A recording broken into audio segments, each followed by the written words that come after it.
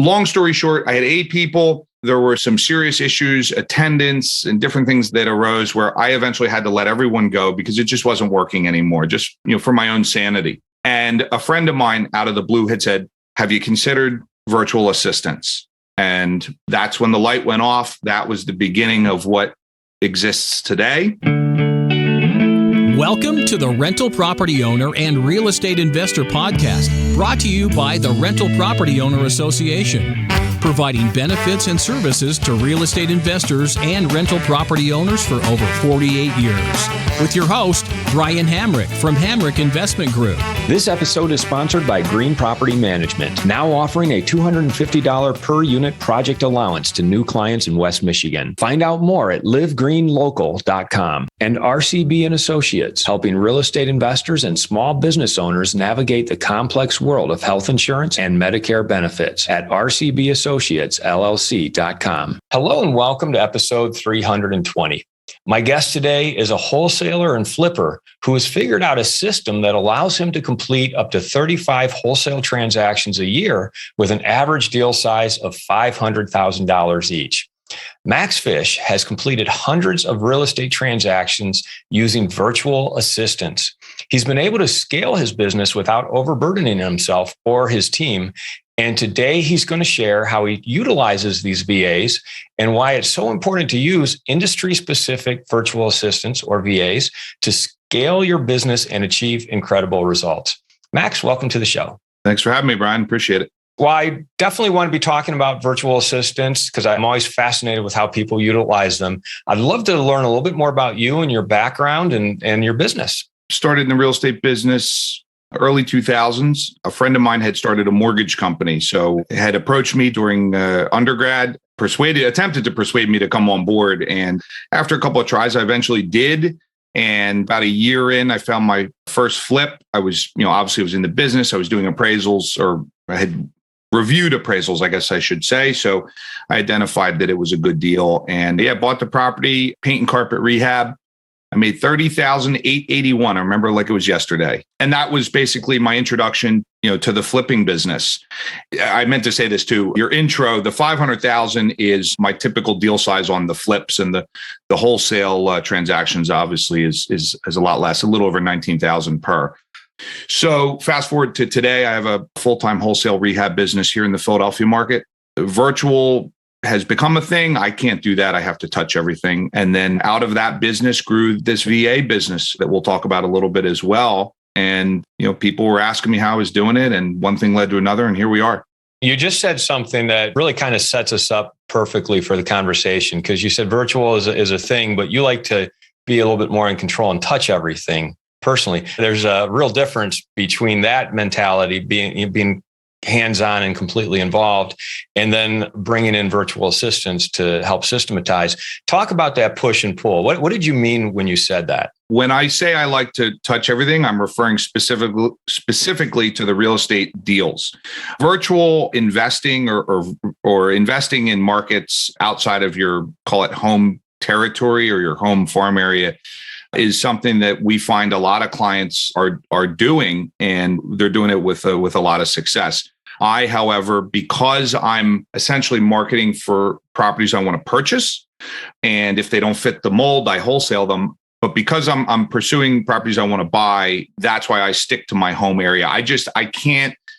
The thought of investing in a property that is, 1,000 miles away that I never see with someone else's money, a lot of times, I can't wrap my mind around it. You want to be local. You want to be a local investor investing in your backyard so you can see it physically. But the process, you're able to employ virtual assistants. Is that what I'm hearing? Yes, that's correct. So talk about how you built this business pre-virtual assistants, and the systems you had in place pre-virtual assistants. And then I want to kind of compare that to now that, bringing on virtual assistants, how that compares. I tell people that when I started, there was no Facebook, for example, which is really pretty wild because, a lot of this technology has only come about in the last, 5 to 10 years. So I had started out in the mortgage business I got very excited about marketing and the idea of lead generation and all of that. And I always relied pretty heavily on referrals, but I also recognized that, that doesn't always pay the bills and it's not consistent. It's not reliable. So my process was essentially, from a marketing perspective, was direct mail, calling, but it was not to the volume you see today because of the lack of technology. And was it you handling the direct mail and the calling? Were you the one doing that?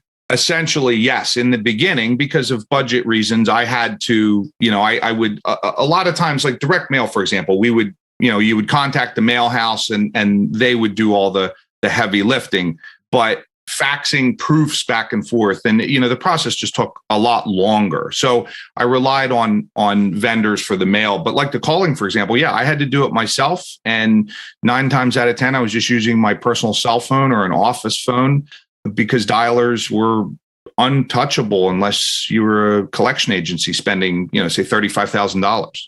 So I was very much in the beginning, as far as the real estate business goes, I was very much out there on my own solo, and I didn't have the tools, a lot of the technology that we have today. And how long did that last? And how large were you able to scale your business when it was just you handling most of that stuff yourself? I would say a lot of that continued through 2008 and 9 when the market crashed. I was very fortunate. I had sold all but one property, not because I was particularly smart. It's just how it happened. And I got lucky. And I had scaled to, I was making, well into the 6 figures pre, 2008, 9, pre-crisis, I guess. And again, that was essentially doing everything myself. I had, maybe 1 or 2 guys at different points in time that were helping me with different things, whether it was, some kind of lead gen or like I hired a cold caller who worked in the office. But for the most part, yeah, it was just myself up until that period. After that, 2 things happened. One, I decided to focus exclusively on Philadelphia. Prior to that, I was in the South Jersey market where I grew up. So I went to a much bigger market. And at the same time, the technology started to advance. That's when we started to see, reasonably priced CRMs. The dialers were within reach from a cost perspective, different things like that. And I added those systems up until essentially now, even now we look at, different, ways to improve or increase efficiencies. You were looking for efficiencies as you went along. It doesn't sound like you were resistant to those efficiencies, even though you had kind of started off doing everything yourself. Keep in mind, I was, about as young as you get, when I started, 19, right in there, 18, 19. When you're young and you don't know any better, you have, in my opinion, you try to take on everything yourself. But you also very quickly realize that that is not a long-term sustainable model. I get bored very quickly. So I always have to be finding something new. And so to your point, yes, I was not opposed or resistant, but I also wasn't actively thinking about how do I outsource everything and scale this either. I kind of fell into. Talk about that point in your business when you said, okay, I'm leveraging technology like the auto dialers and maybe some apps or whatever. Talk about that point when you began to think, what if I brought on virtual assistants and what does that look like? Can you take us through that thought process? What happened was I saw the need to focus on the lead generation. And again, recognizing I couldn't do it all myself because the numbers I wanted to achieve are just more than one person can produce. So I, like most people probably do, thought, I guess I got to hire some people. So I put some ads in the paper. I hired what amounted to, if you want to call it, an assistant / disposition person, who then helped me hire at one point as many as 8 full-time people who were working in my office doing nothing but cold calling on dialers. And anytime you're hiring, and we were paying between $10 and $15 an hour, which is a little bit above the minimum wage. But anytime you're pursuing, I guess what I would call low-level type of help or to fill a low-level position, you're going to get folks who typically are not going to stick around very long, I guess I could say. So long story short, I had 8 people. There were some serious issues, attendance and different things that arose where I eventually had to let everyone go because it just wasn't working anymore, just, for my own sanity. And a friend of mine out of the blue had said, have you considered virtual assistants? And that's when the light went off. That was the beginning of what exists today. And that was really the turning point when a friend had suggested trying virtual assistants to do the calling. Did you have resistance to using virtual assistants? And how did you take those first steps to start employing virtual assistants? I did not have resistance. I actually got really excited at the thought of having a team of people that worked together, but that weren't necessarily in the same room. I have always worked on a laptop, for example, because I like to be able to take my computer when I go on vacation or take it to Starbucks or whatever. So the thought of being mobile and having that flexibility, I thought was really exciting. I didn't know what to expect. I didn't have a whole lot of knowledge at the time, but that's basically my initial reaction when he suggested that. And to give you some context, that was maybe 5 or 6 years ago now. And obviously, it took a long time to kind of put the processes in place. But between the vetting, the training, and the management, it took us between 6 and 12 months to really dial that in. And once I did that is when we were in a position to really scale and things became much, much easier, I would say. You got excited about the idea of using virtual assistants. How did you put that into real practice? How did you bring them on board and train them to do what you needed?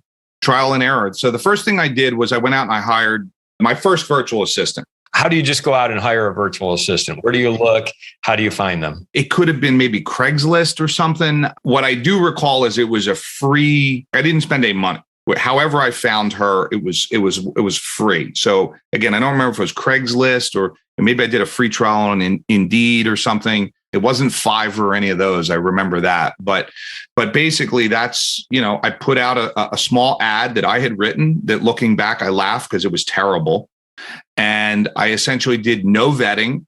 I assumed her resume was accurate, which we could talk about in a little bit, but I learned the hard way is a bad mistake to make. And essentially I spoke to this person. I felt confident in her and I hired her and I gave her a chance. The role was basically to be my assistant. And call it an administrative position. Where was she located? Was she in the United States? Was she outside of the United States? And how did that relationship turn out? She was international. She was Filipino. She was in Manila. Basically I did what probably most people do is I, listened to some podcasts and did some research and found out a lot of people were hiring from the Philippines. And so that's how I ended up there. The relationship, essentially, it was actually really interesting. So she worked with me for probably 2 years. She helped me develop a lot of the systems and training and things that we implement today. Call it version 1. And she was with me 2 years. And she actually had, I don't remember if she had a child or something happened, but she ended up submitting her 2 weeks notice. And then she came back a few years ago and actually only lasted like 3 to 6 months because she had a bunch of attendance infractions and other issues. And so sadly, we had to terminate the relationship because, again, I don't know what happened over those few years she wasn't with us, but she changed. She was not the person that I'd originally hired. But again, she really helped me kind of lay the foundation for the additional hires that came after and things like that. So she was a big help, an integral part of the business. Anyone who listens to this show knows that Green Property Management manages my entire West Michigan residential portfolio. They manage single families all the way up to large apartment complexes. Marty and his team are running a new special that I think is absolutely nuts. And I tried to tell him so, but he wouldn't listen to me. They want to offer new clients a $250 per unit project allowance to have their in-house licensed crew tackle any project, big or small, for new clients. I can tell you from personal experience that their unique management style will save you money, eliminate headaches, and increase your net operating income. You add on top of that this limited time offer of $250 per unit for new clients, and it really becomes a no-brainer. So text GREEN250 to 21000 or visit them on the web at livegreenlocal.com wholesalerlocal.com and tell Marty I think he's gone off the deep end with this absolutely nuts $250 offer. If you're thinking of leaving your W-2 job and becoming a full-time real estate investor, one of the greatest costs you must consider is healthcare for you and your family. When I made this transition myself, I found the whole healthcare insurance process to be confusing and frustrating. That's why I'm glad I met Chad Creasy at RCB and Associates. Chad is a professional health insurance agent who helps real estate investors and small business owners understand and choose their best healthcare options. And best of all, his services are covered by the insurance company and won't cost you a dime. If you live in Michigan and are expecting a change in your healthcare insurance coverage for any reason, or losing employer coverage or transitioning into Medicare, then you owe it to yourself to contact Chad Creasy at rcbassociatesllc.com. What's the benefit of using international virtual assistants? Kind of take us through, why not hire someone local to do it? Why go with virtual assistants? I just kind of listened to what I had heard. Today, our company hires globally, including the United States. And a lot of people talk about the Philippines. I personally have gotten to the point where there's certain tasks that are best suited for certain countries or certain individuals. And the Philippines would not be my first choice for anything more than like basic administrative stuff.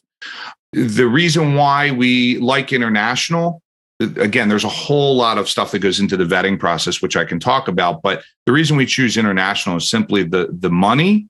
They have to have the education. They have to have the work ethic. They have to have all the same things that you would require here in the States if you were hiring for an in-person position. The difference is that you can get people abroad to work for, anywhere from $2 to, $20 an hour. Again, job specific. And then, of course, these are contractors. They're contractual obligations. So we don't pay payroll tax. We don't pay, health insurance. I mean, like a lot of our people, we give them a small stipend so they can buy their own insurance, for example. But, when I had those people in my office, I had to go to the state for the workers' comp insurance. And, even for me, for an office position, it was like $1,500 a year. No, I think it was more than that. I want to say it was like $1,800 a year.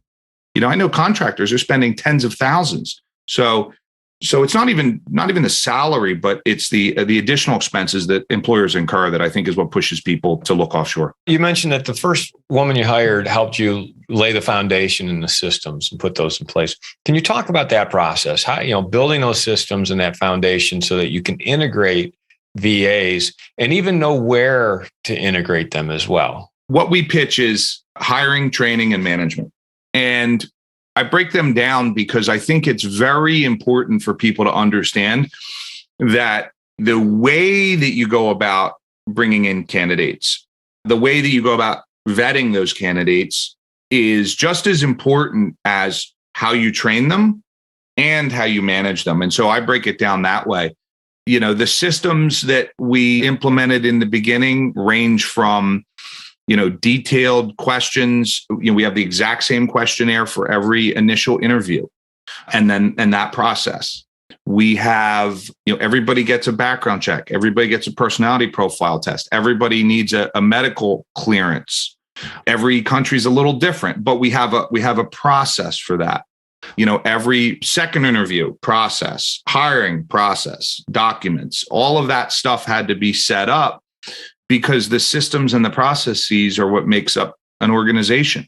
And without them, it would have been not only very difficult to scale, but it also would have been very difficult to figure out where the issues are and how to correct them, because we would have been in a position where we couldn't compare one hiring process to the next because they would all be different. So we needed some uniformity. So give us some examples then, like systems you might plug a VA into, some of the challenges you encountered trying to plug them into that system. Just a quick rundown. So when we have, 80 something websites, paid and unpaid, that we now advertise on.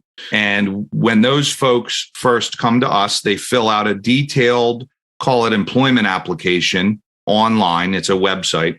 They also have to produce some documentation, a resume. If it's a calling position, whether it's cold, inbound, outbound, whatever, a voice recording sample. And we take all that information. And then what my HR department does, there's currently 3 women in that department. They will vet all of that. You'd be surprised. Resume fraud is huge, especially in places like the Philippines. So you have to go through it all and you have to be very, very detailed. So they'll shortlist all them. We then do a first interview. Then there's a second interview with a different person. And then from there, we will complete call it vetting process. And then they move to onboarding. And that's where all of the training and all of that begins. So it's pretty detailed, pretty thorough, but we exist, or this company exists, because most people very quickly figure out that it's too much, or it's more than they want to get involved in. We should probably say at this point that you offer a service that provides virtual assistants for real estate investors. Is that correct?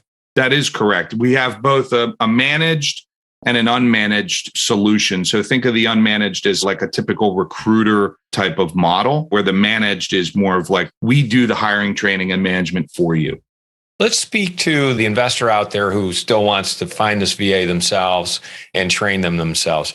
How would they make sure they're not being lied to on a resume, or, do their proper due diligence on a VA? Yeah, it's very difficult. And again, giving you some context, we interview at this point somewhere between 400 and 500 people a month.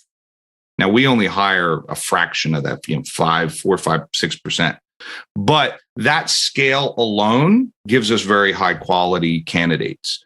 Most people don't have the time or energy to do anything remotely close to that. And that's typically what we find when we see mistakes or we see problems with a VA, is that initial hiring, vetting, whatever you want to call it, process was not thorough enough. And typically the client or the employer or whatever, our relationship is to them, they will typically just say, this person's good enough, because doing interviews and hiring is very, very difficult. I don't do it, it's not easy. So, for most folks, I think, assuming you get somebody you feel good about, something like a resume, like resume fraud is challenging, because there's actually companies now that will create the resume and a lot of the information is actually verifiable. It's not accurate information. It's fake, but it's verifiable. That a potential employer might verify and think, okay, well, this is true, but it's actually not. Sure. If I say I've worked for Hamrick Investments as the CFO for 20 years and they call you and you verify that, that's tough to catch those false statements. But what I was going to say is, I think that, especially someone who's small, the best thing they can do is a quality personality profile, which is probably going to run you right around $100, and references.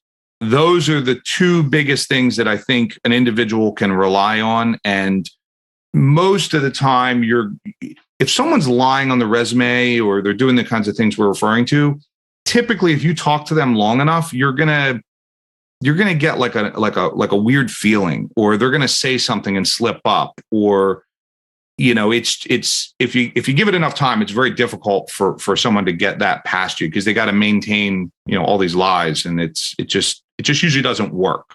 So time, personality profile, references. Then let's talk about, once you do find somebody, how do you train them? What's the best process to train them? And do you need to keep it simple, repeatable tasks, or are there ways to get them to be even more integral to your business where they can grow as you grow? So we have placed everyone up to even high level, like management type positions. Our bread and butter, so our focus is the real estate industry, but our bread and butter is small investors and maybe small vendors, small property management company, small real estate office, something to that effect. In terms of training, so our training is very extensive. Okay. It's a 2-week training. We train on, different dialers, or if they're a caller, different CRMs, different processes. And then in that initial 30-day period with the client is when we kind of introduce them to the way the client does business, or their internal processes that are unique to their business. I think that keeping it simple is good in the beginning, depending on their skill set, their resume, that kind of stuff. But the more training you give someone, and this is basically for any hire anywhere in the world, the better they're going to be. So I don't look at training as like we do it. Okay, now that's done. Let's move on. Instead, we do that initial training, and then we actually do weekly training for those folks who hire us for them on the managed side. And I think that's best practices for almost anybody. And the medium is a simple Loom video or screen capture or something like that. Video with audio is almost always the best way to convey the message and the training and make sure that they have it. And then, of course, they have something to reference later. When you say Loom, basically you're recording the video and audio of you saying, okay, here's a step-by-step process I go through to accomplish this task. If you follow this step-by-step process, you too will be able to accomplish this task and do what I need you to do on a repeatable basis. That's exactly correct. If you're a real estate agent and you want them to fill out agreements of sale for you, you set it up, you do a simple screen capture, and you walk them through. This is how we do it. Step 1, step 2, step 3. I mean, break it down as if, I jokingly say, as if they're 5 years old.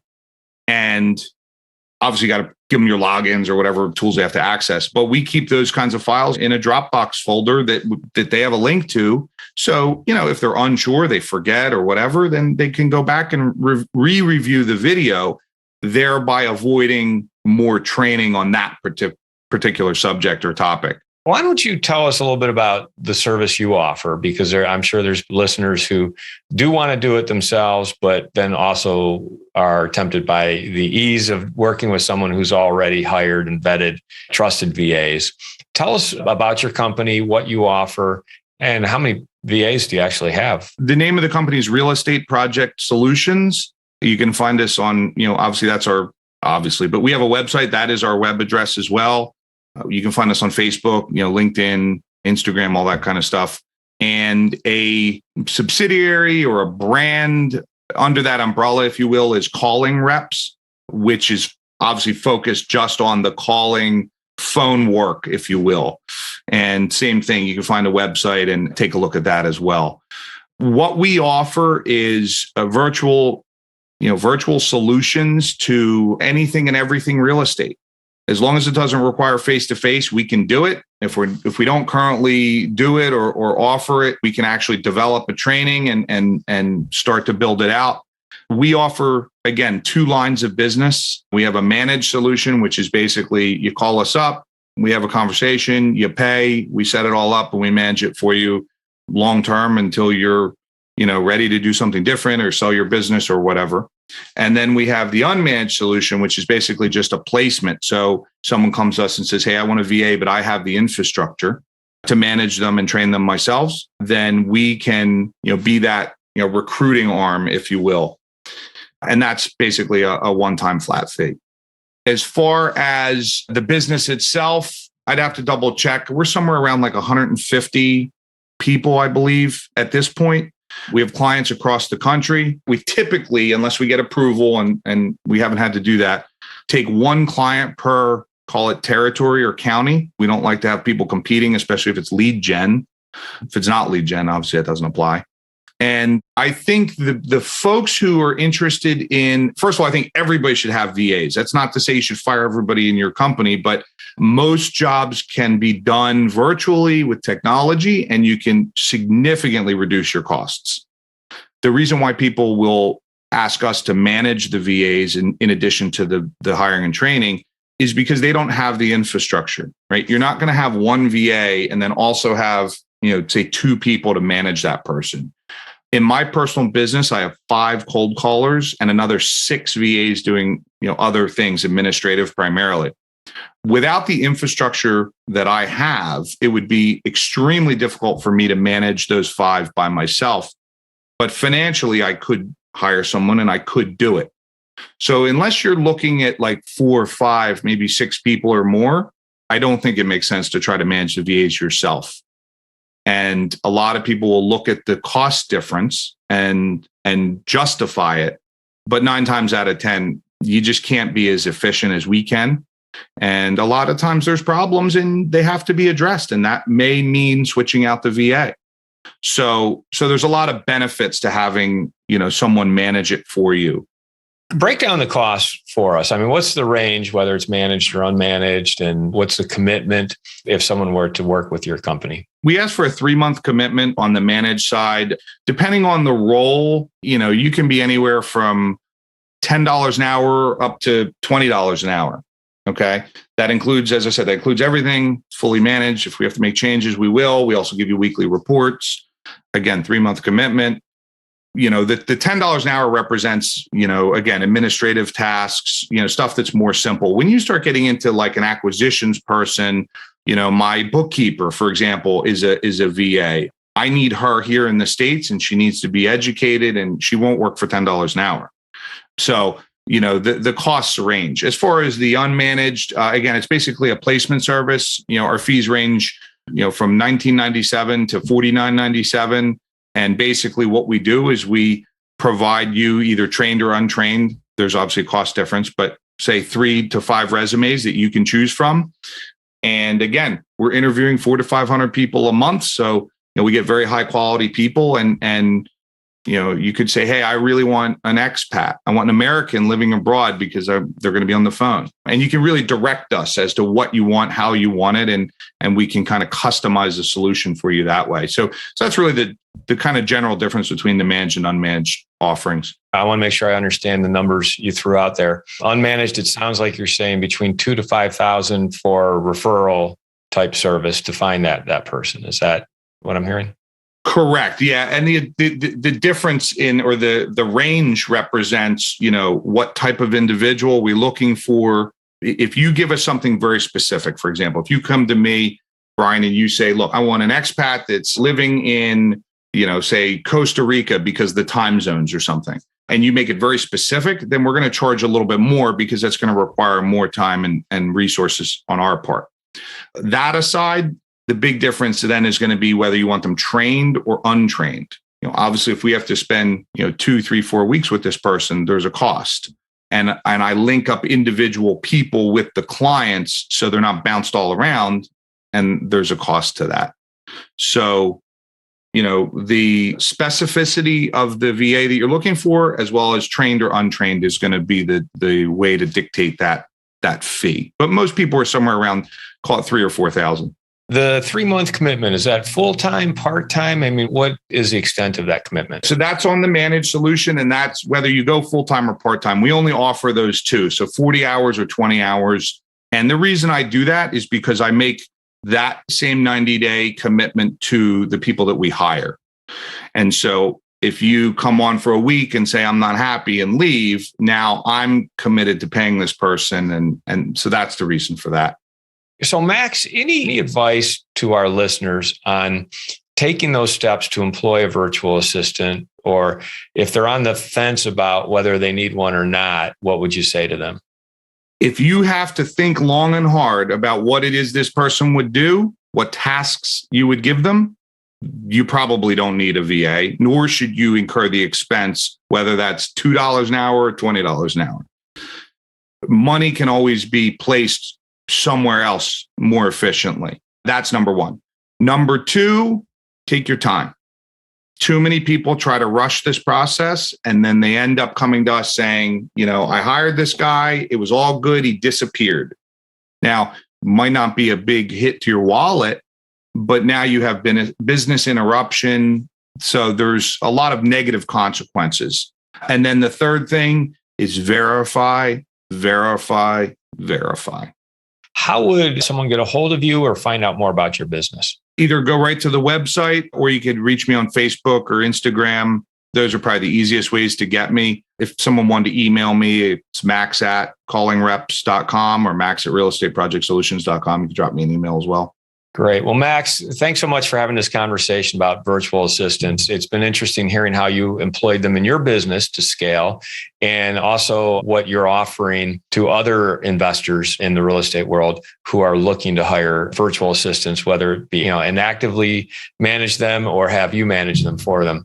Thanks for having this conversation. It's really been interesting. I really appreciate you having me, Brian. It was my pleasure as well. I want to thank everybody for listening to this episode. I'm your host, Brian Hamrick from Hamrick Investment Group, and you can find out more about me by going to higinvestor.com. That's higinvestor.com. And you can also ask questions and join us on Facebook by going to RPOA, Rental Property Owner and Real Estate Investor Podcast. This episode was sponsored by Green Property Management, now offering a $250 per unit project allowance to new clients in West Michigan. Find out more at livegreenlocal.com. And RCB and Associates, helping real estate investors and small business owners navigate the complex world of health insurance and Medicare benefits at rcbassociatesllc.com.